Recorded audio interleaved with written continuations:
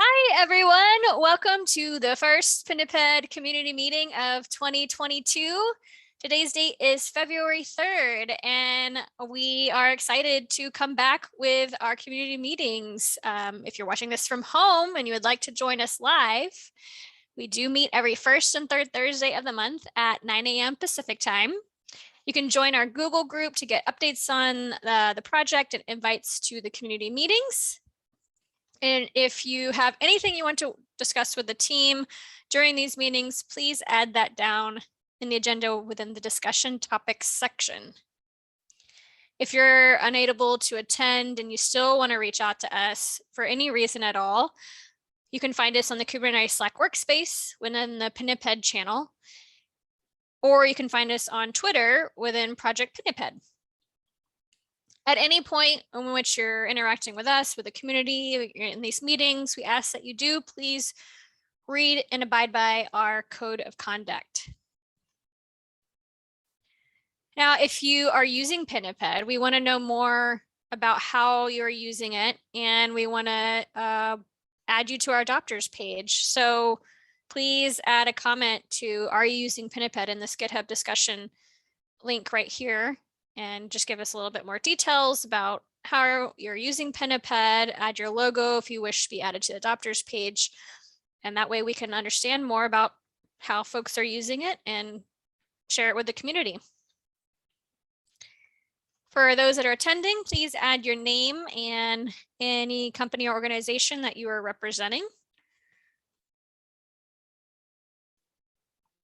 Now on to announcements. So piggybacking on that GitHub discussion survey or GitHub discussion topic about how you're using Pinniped, we want to roll out a more in-depth survey analysis from the community on how they are using Pinniped and get feedback about these community meetings. We want to know more from those that are using it to help guide us how we should be developing Pinniped, as well as how can we improve these community meetings that benefit you most. So we'll be sending this out through Twitter, through Slack, through email, asking you to fill this out by February 20th. And we have a few questions here that just go over more in-depth questions about how you're using Pinniped and what you think about the community meeting and anything you wish to see further. So we would love for you to fill that out.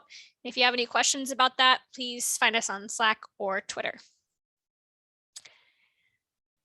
Next up, want to shout out that we are hiring.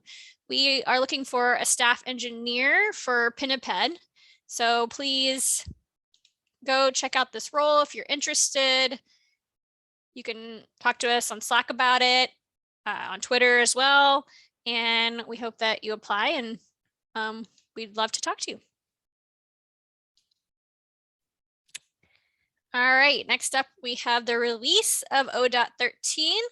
This was a long time in the making. Congrats to the team on pulling this through. We have a blog post by Anjali, the product manager for Pinniped, covering all the details regarding this particular release. So please go read that and get more information there. And we also have a little demo by one of the maintainers of Pinniped, Margot. So I will stop sharing my screen so that Margot can show you.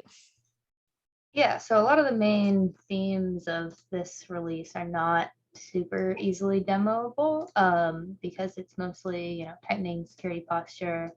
There's a lot of stuff happening in the background that wasn't previously happening to keep things in line with your upstream IDP, so upstream refresh. But one thing we did do, which is, I guess, more of an interesting demo, is upstream group refresh for OIDC. So when you initially log in, so got Pinniped version 13, and I've already set up like an OIDC identity provider.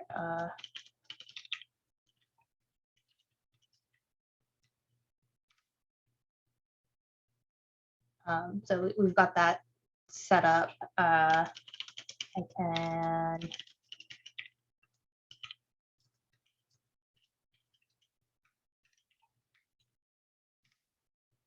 get this cube config.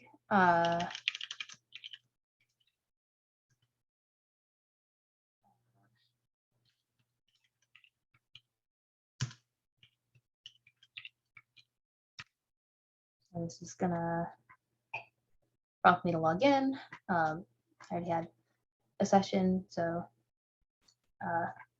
that just worked. The user that I logged in as, Walrus, can't list pods. And if I do Pinniped, who am I?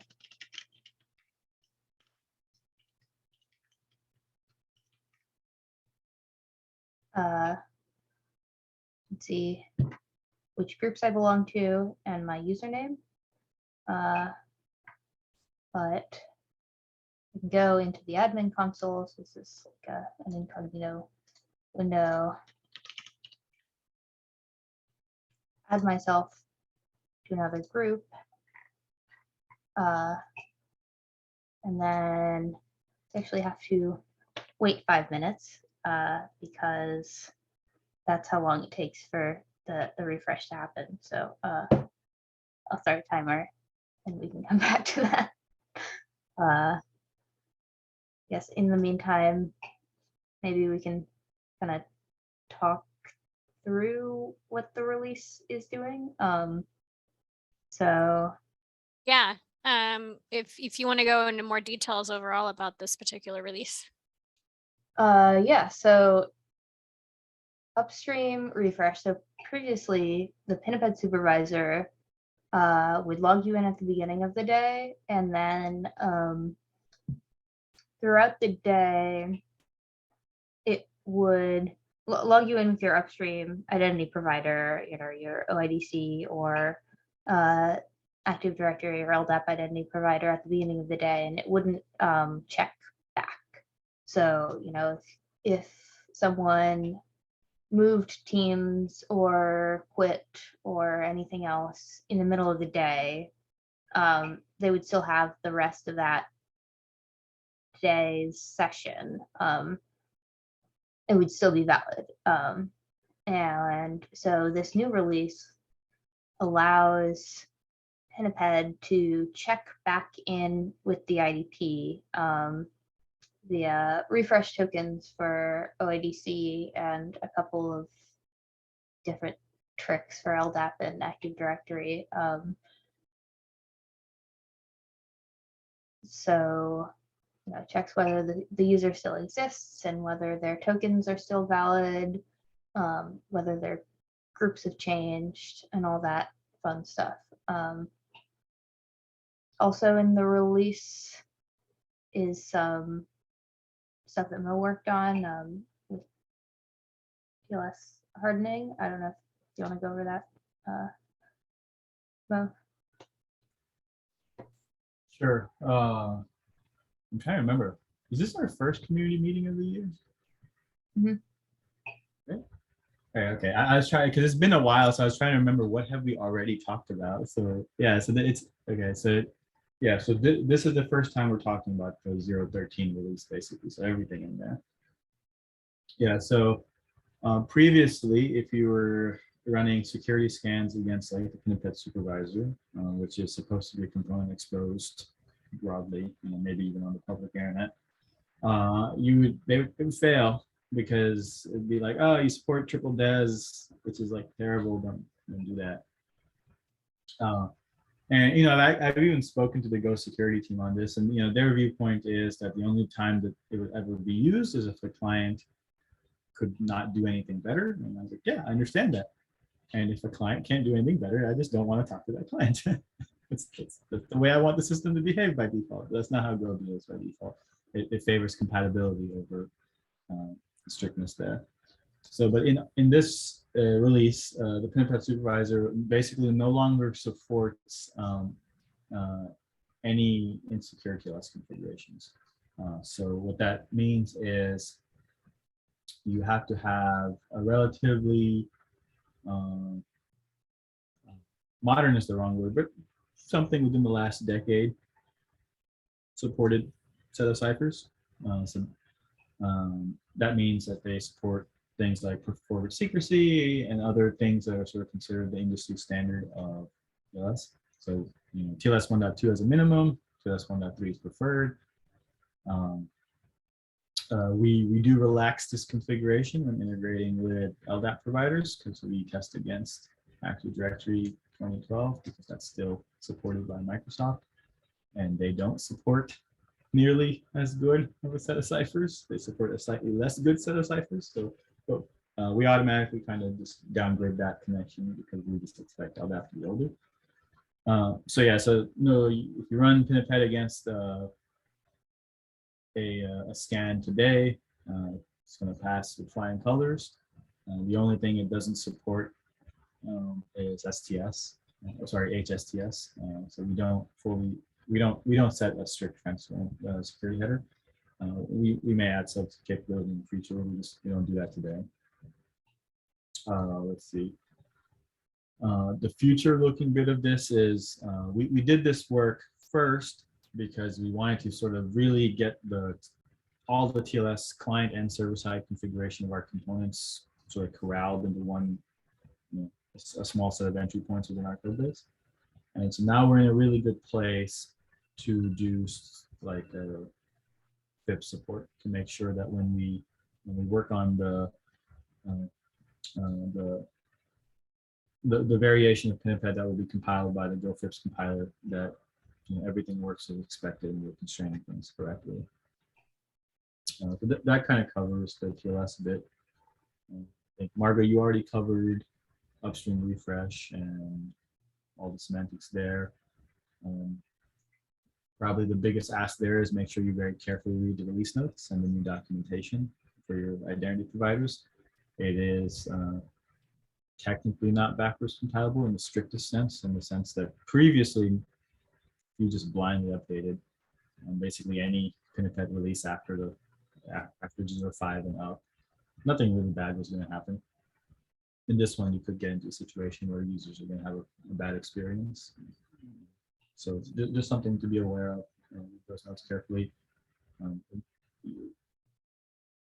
The ideal approach to the upgrade path would be to first upgrade your configuration and then do the update.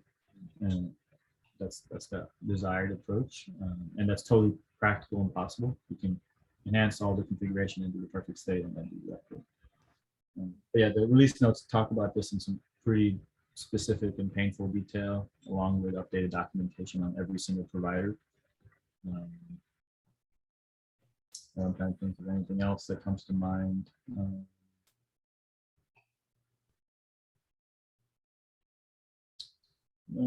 I think just at a high level, we really did focus on the security bits. The customer outcome there is if you lose access in your identity provider, Pinniped notices that and you don't get to continue having access in Pinniped for up to 9 hours after that access is revoked. Reacts quickly. This is one of the key steps in the future. We want to allow you to configure how long your Pinniped sessions last for. So we need a little bit of stuff there, in particular around rotation of our signing keys and stuff. And once we get to all that working, I think we'll be in a good place to allow users to safely configure that value, because we would have done all the work. Right? It's much easier to say that you can have a 1 week session if you know that if the user is revoked access within a few minutes, that access replication will propagate through Pinniped.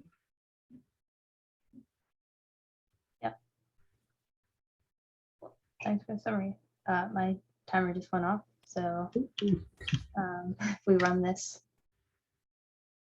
again,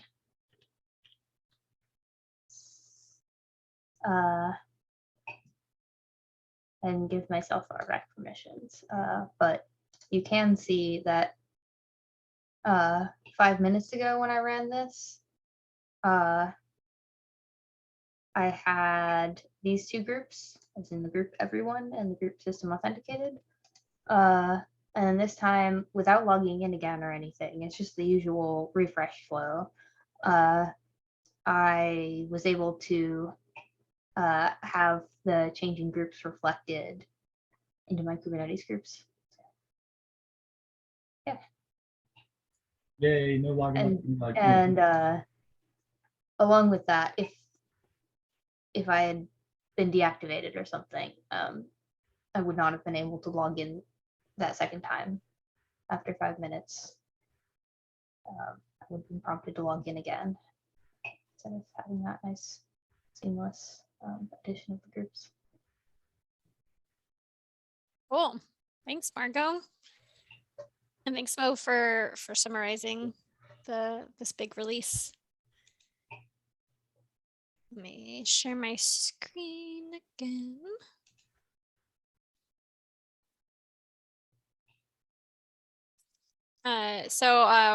Also on the topic of the release, I just wanted to do a shout out to give thanks to the contributor Sidant. I don't know if I'm saying that right, but submitting this PR 875 to add the --install flag to the Pinniped git config command.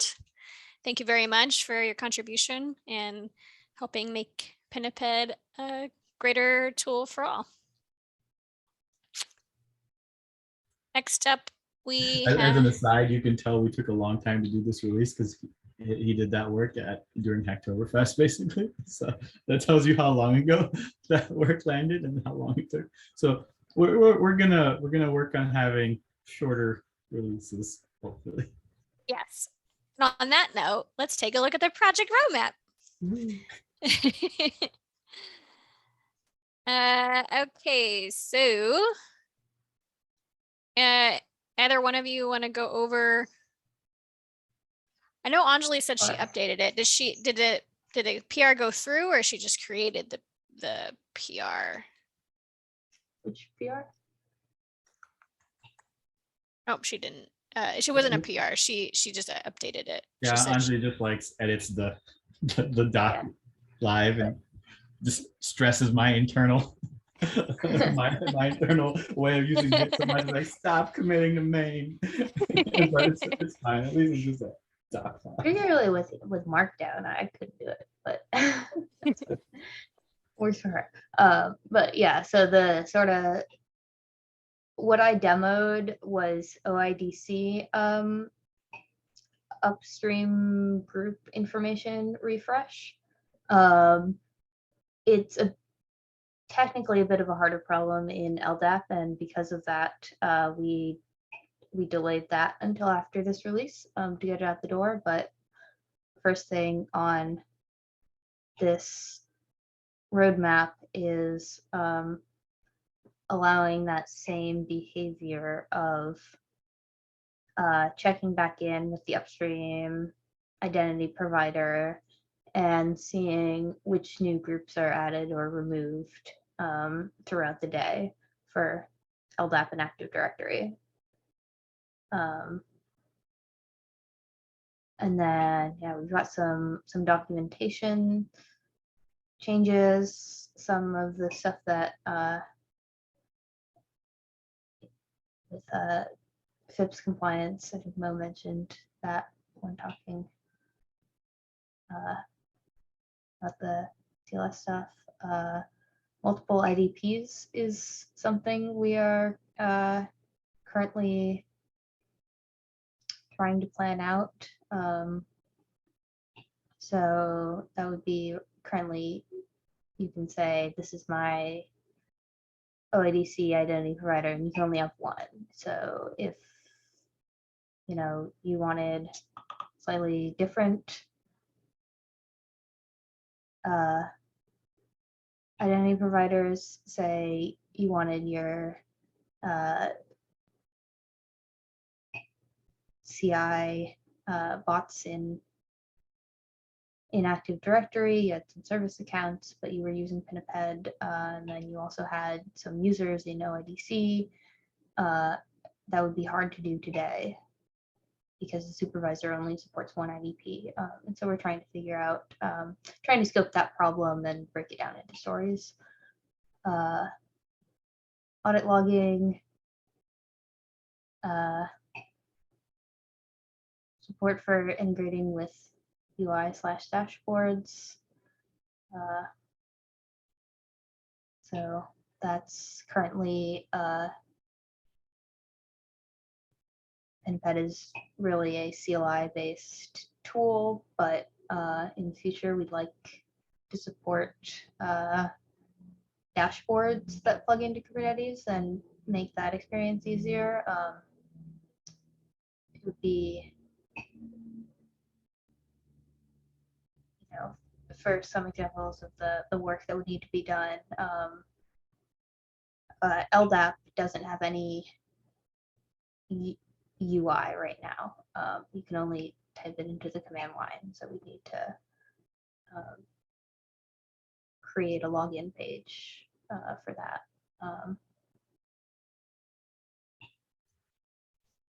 Among many other things, there's a lot of work. there's a lot of small details that Pinniped was always, not always, but in the sense of the core problem that we wanted to solve was making your kubectl experience as nice as possible, and we wanted to stay away from the browser as much as possible.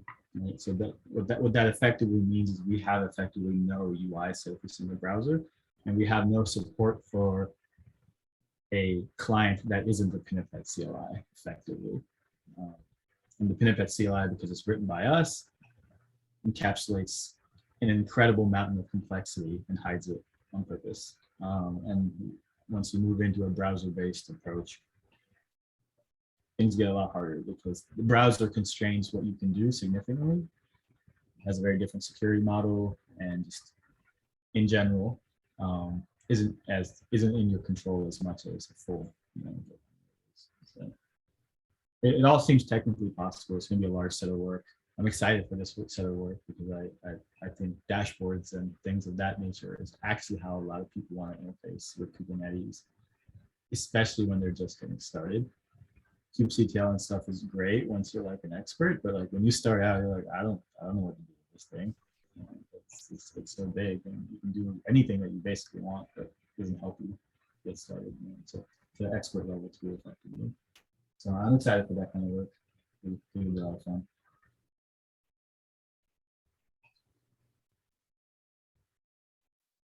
Pete, thank you for going over the roadmap stuff. And as always, this is kind of not set in stone. Anything can happen. Team can come into some blockers, moving things around, but this kind of gives you an idea of what the team is actively pursuing for new features of Pinniped. And if you have any feedback whatsoever on the project roadmap, please feel free to reach out to us on Slack. And if you want to help us out with any of this, we would love to add on some more contributors from outside of the maintainers to assist in all these. So with that, looks like we don't have anything put into the discussion topics section. And is there anything that the team wants to go over before we close out?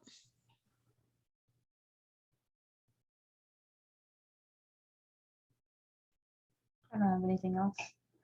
Okay. You just take the survey. Yes.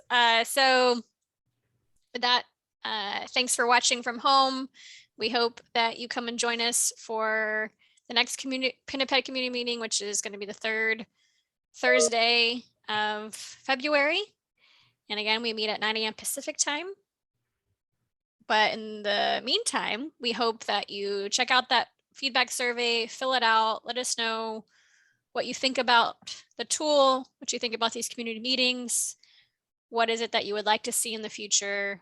We built this for the community, and we want to make sure that we're doing our part to make it the most beneficial tool out there for y'all, and as well as that these community meetings are adding value to your life. So with that, thank you, and we hope to see you next time.